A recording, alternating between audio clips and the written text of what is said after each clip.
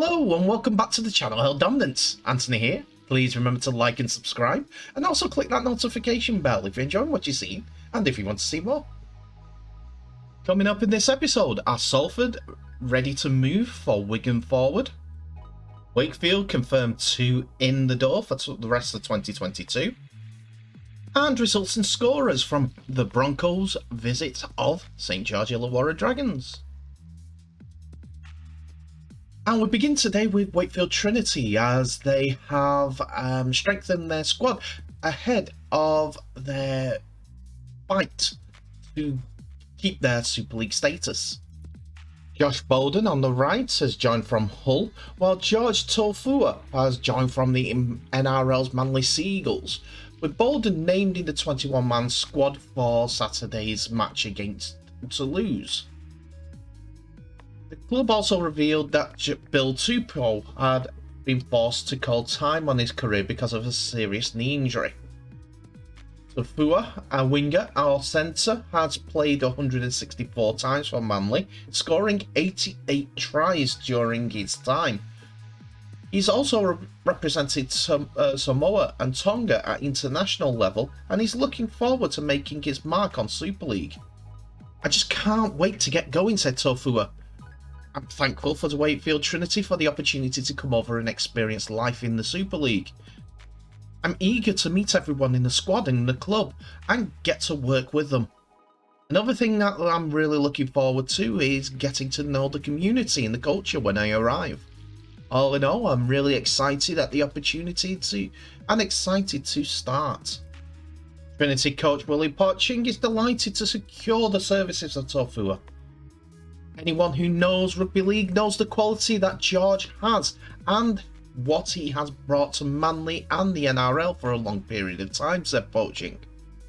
"To be able to get someone of his experience and calibre is really exciting for our club and really exciting for Super League.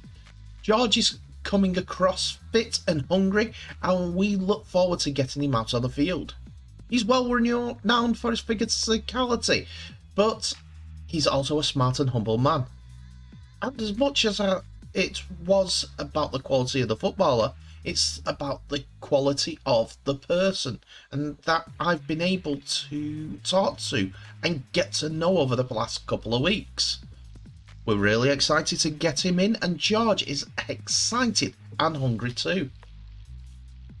Josh Bolden made the move to Trinity and has a wealth of Super League experience, having featured for Hull FC 180 times.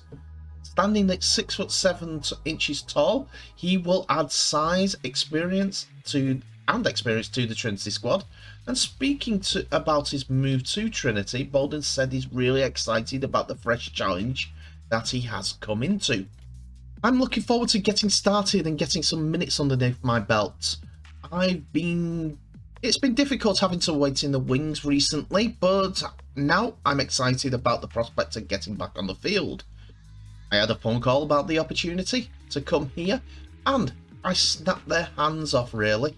Hopefully I can get plenty of games, and I'm sure I'll enjoy it." Poching said it's great to be able to bring someone like Josh's experience into the squad and to add quality to our group of forwards. "I'm sure he'll add some quality, but he'll definitely add some competition for our big fellas in the middle. He arrived at the club this morning and already added some size, so we're excited about him getting going for us.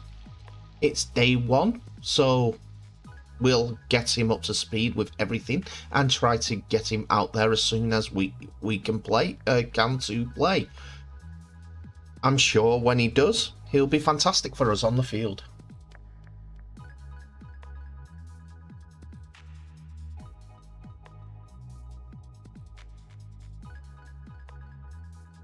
We go to the Southern Hemisphere now as the NRL round closes out with Brisbane Broncos versus St George-Illawarra. The 5th place Broncos host the 8th place Dragons at Suncorp Stadium in a pivotal clash for both sides in a run to the finals. Both sides are missing key men, with Payne Haas succumbing to a shoulder injury and Kurt Capewell and Selwyn Cobbo on origin duty, while Dragons skipper Ben Hunt is in the Queensland camp. Having lost 2 on the bounce to the Cowboys and the Storm, conceding 72 points in the process, the Broncos need to tighten up their defence and return to the formula that delivered them 7 straight wins between round 7 and round 14. The Dragons snuck away with the victory in horrendous conditions at Wollongong on Sunday to make it 4 wins from their past 5 games. So they head to Suncorp full of confidence. So in a much changed Cowboy side, Delouise Hoyter comes on the wing after Corey Oates' late call up for the Maroons in place of Murray Tulagi. He was ruled out of the Origin decider, along with Cameron Munster, though, due to COVID. The Broncos are also without Kurt Capewell, Selwyn Cobbo, Pat Carrigan, and Tom Fletcher, who are all on Origin duty, as well as Team Maria Martin, who has a rib injury, and Corey Jensen. Tessa New takes over the full back role, with Jordan Pereira on the wing, and Keenan Palacia and Ryan James coming in as the new props. Payne Haas is out of Origin 3 with an AC joint problem in both shoulders and is expected to miss the Broncos' next 2 games. Zach Hoskin will make his NRL debut on the second row alongside Jordan Rickey, with Kobe Hevington at the starting line as the loose forward for Patrick Carrigan. Corey Pax and Tyson Gamble return from injuries and feature on the bench. For the Dragons, Francis Molo will start in the forwards, with Jack DeBellin moving to the bench. Winger Matt Fagia is fit to play, despite concerns over a knee injury last week. Tautau Moga will be the 18th man. Jaden Sullivan will take his place at half-back in place of Ben Hunt, in the only change to the side that beat Raiders last weekend. And it was a win for the Brisbane Broncos as they came out 32 points to 18 over the Dragons. Tariq Sims headed to the bench in the first 2 minutes after a late hit on Adam Reynolds. The ball had gone, but it was marginally late. It didn't deserve a sim binning and to be put on report. Cody Ramsey, though, after Sims came back, equalised for the Dragons as he went over on the 16th minute. Tessai Nui went over on the 25th minute before the Dragons responded again on the 32nd minute, despite being down to 12 men once again after Tariq Sims was sent to the sin bin for a high tackle. Shoulder went into the Cowboys player head. Katoni Staggs extended the lead for the Cowboys on the 36th minute, but after half-time, when the scores were 16 points to 12, it was Delouise Hoyter who went through once more on the 49th minute. Ezra Mam scored on the 55th minute, and Katoni Staggs scored on the 59th minute, while Adam Reynolds kicked 4 from his 6 conversions. This left one last score in the game, and it went to the Dragons once again, as Cody Ramsey scored his second on the 71st minute, with Zach Lomax converting 3 from 3 for the day. But it was a Broncos day, 32 points to 18. After this morning's game, this sees Broncos retain their position in 5th place, with a win moving them back above the Eels after their win yesterday. The win against the Cowboys sees them still in 8th place, but the Seagulls are just 2 points behind now as we go into the final stretch of the NRL season. And finally today we report on Salford Red Devils speculation as they have sounded out Oliver Partington for their recruitment drive of 2023. Rugby League Live understands the Reds have emerged as a surprise frontrunner to the Wigan Warriors 23-year-old forward after being informed of his availability on the transfer market. A number of clubs have registered interest in Partington, an England Knights international with 70 appearances for the Warriors under his name, despite his young age.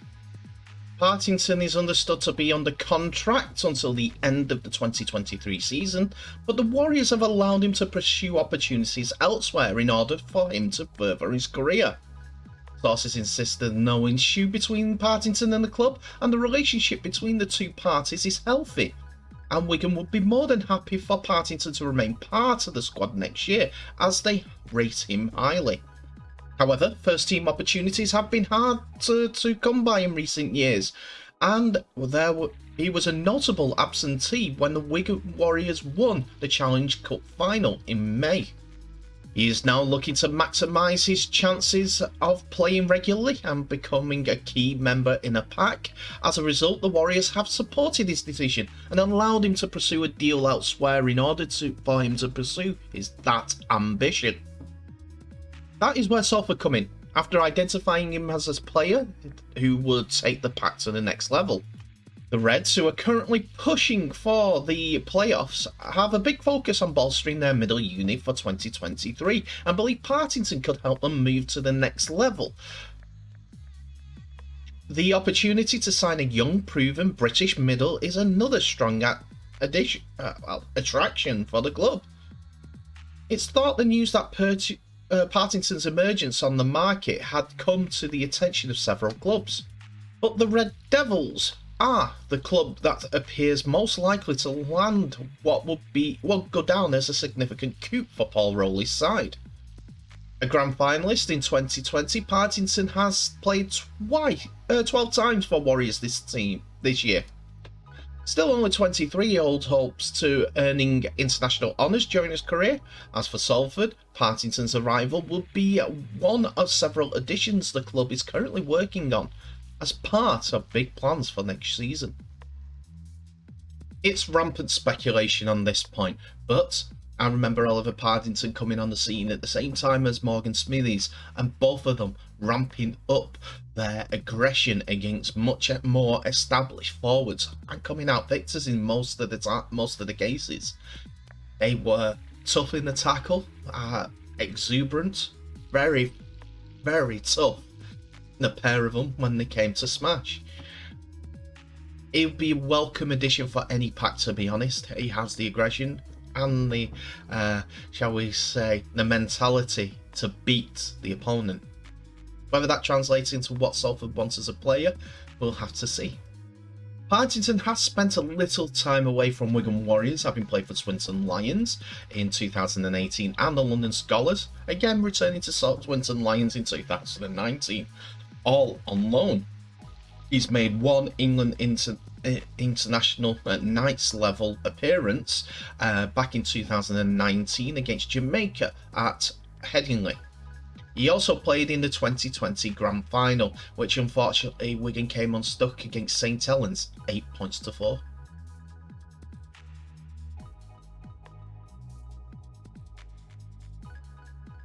And that's it for another episode, ladies and gentlemen. Thank you so much for watching. Please remember to like, subscribe and share this video worldwide, as well as clicking that notification bell for any new videos that may be coming your way, especially this afternoon, as I will be covering yet again the Magic Weekend as Day 2 commences soon. Tell me what your thoughts are on the episode in the comments below. Do you think Salford will be successful in their chase for Oliver Partington, or do you think that he could go to another club further up the table? Not saying much against Salford, but money talks and BS walks. Anyway, Broncos fans, are you happy with the victory over the Dragons with a very, very young squad? I think you should be. What about Wakefield? Those two signings, are you happy about them? Or have they come a little bit too late in the season to make any real difference? The comment section is all yours to unveil yourself. Anyway, thank you so much for watching. Please remember to like, subscribe and share this video worldwide. But in the meantime, please stay safe. I wish you all the best, and I'll see you in the next episode.